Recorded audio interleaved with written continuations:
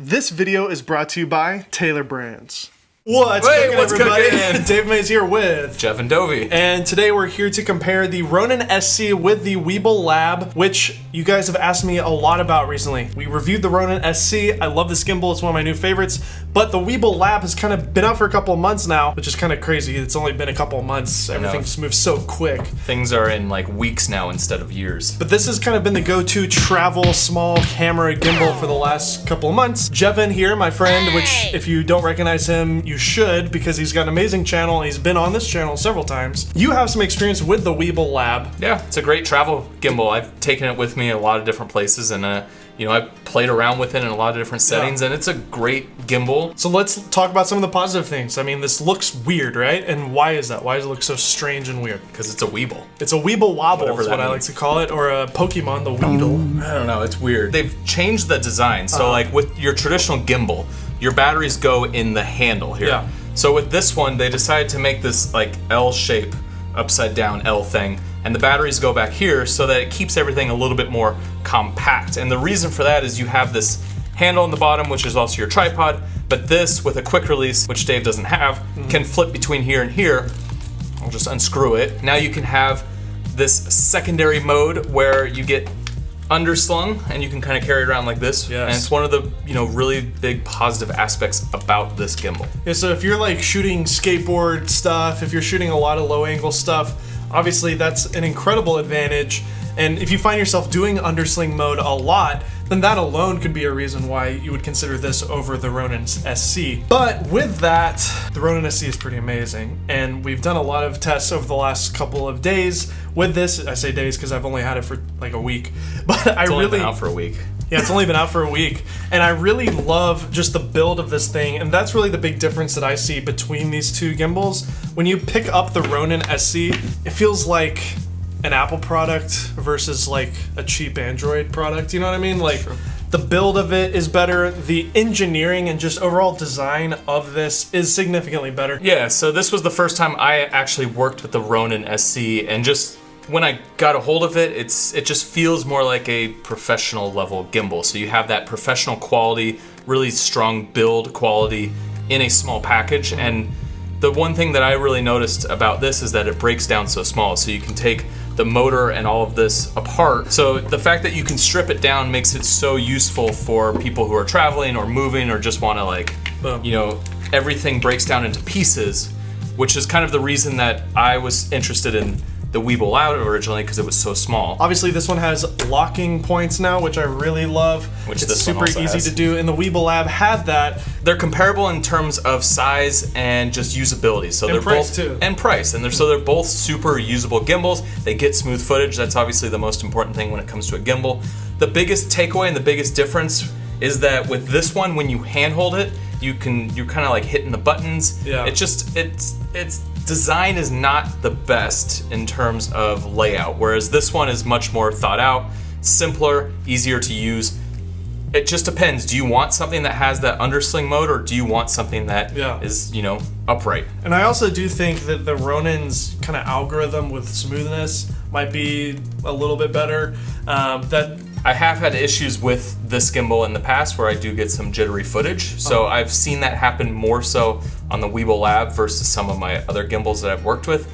It is a smaller gimbal, so it's not a perfect science, and you have to really balance it and get it perfect. Ramon, you have a Weebill LAB, right? Yeah, I do love the form factor of the Weebill LAB, but I will say, because I have a Ronin S, the original, you can make more mistakes with something like this and still get great footage. Yeah. Whereas this, I think you really have to be a little bit closer to being right on the money. As of right now on B&H, there is a discount on the Weebill LAB, which actually was $5.99. It's now down to $4.49. Okay, not bad. Which I think they just had to do to compete with DJI, because the starting point with the SC is $4.39. So the Ronin SC is still undercutting Zhiyun Crane by a little bit. Obviously, it's enough to psychologically be like, okay, I'll go with that one. Let me tell you guys about my sponsor today, Taylor Brands.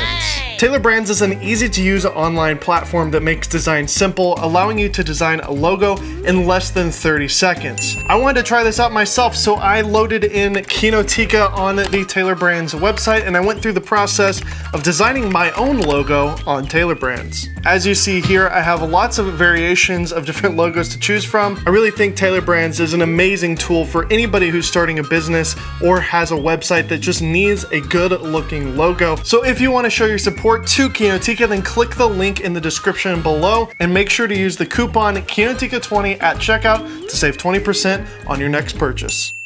But there are some other differences that a lot of you wouldn't maybe know unless you use the apps. Some of the features that are built into these, not just the gimbal itself.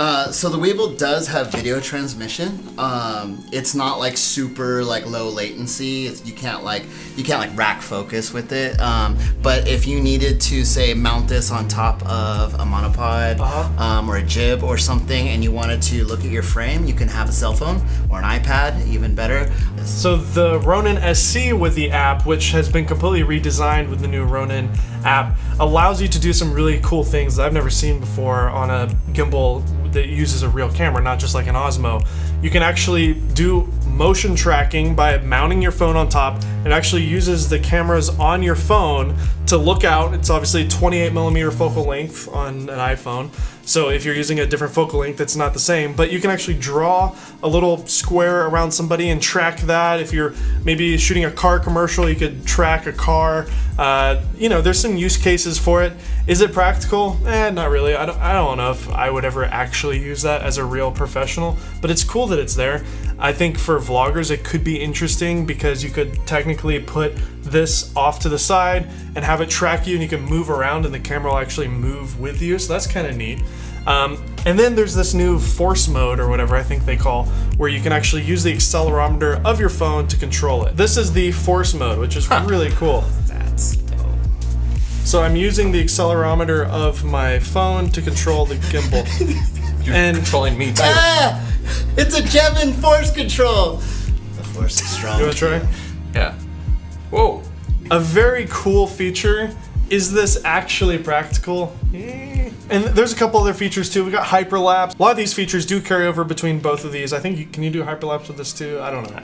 There's a lot of features. Yeah. I feel like a lot of real working pros just don't use any of those. You just turn it on and use it like a Steadicam. Most of the time when you're using a gimbal, you're pretty much just turning it on, putting it in the follow mode that you want, and getting smooth footage. You're not going to use a lot of these features. So it's tough to really say what's going to be a better gimbal, because what it comes down to is what you're using it for and what you need. But I do think for handling, because the buttons are in a weird position here on the Zhiyun Crane, and you're actually pushing the buttons while you're using it, which is kind of weird. You can get used to it, it's not terrible.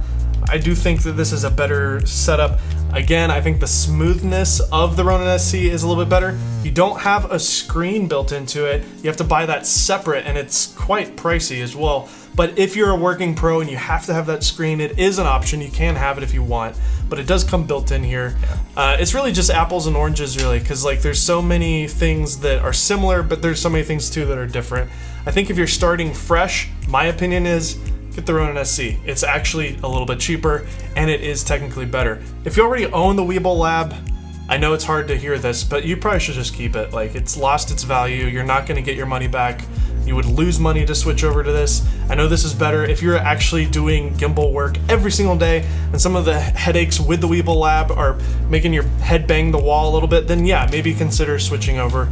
But again, remember, these are gimbals for small cameras. You can't use a camera like a 5D or even an EOS R, and some of the A7 cameras with a G Master lens are a struggle on both of these gimbals. I've got the Nikon Z6 with the 24-70. That's about almost maximum weight and length here. I've got an Olympus camera, Micro Four Thirds. I think an XT3 would be perfect on here. An A6400 or A6300 would be perfect. An M50. Those are kind of the perfect cameras for these gimbals. If you have a G Master lens on an A7, which a lot of people have, unfortunately, you probably should look at bigger gimbal setups from Zhiyun Crane, from Moza Air, and of course the Ronin S. If you're interested in picking up any of these gimbals, I've linked them in the description below. How can they find you on socials? My name is Jeven Dovey. Look for that, you find me.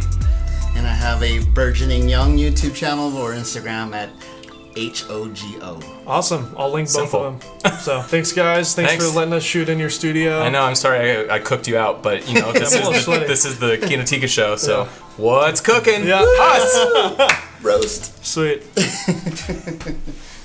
Awesome. Oh, should I hit record? Ah!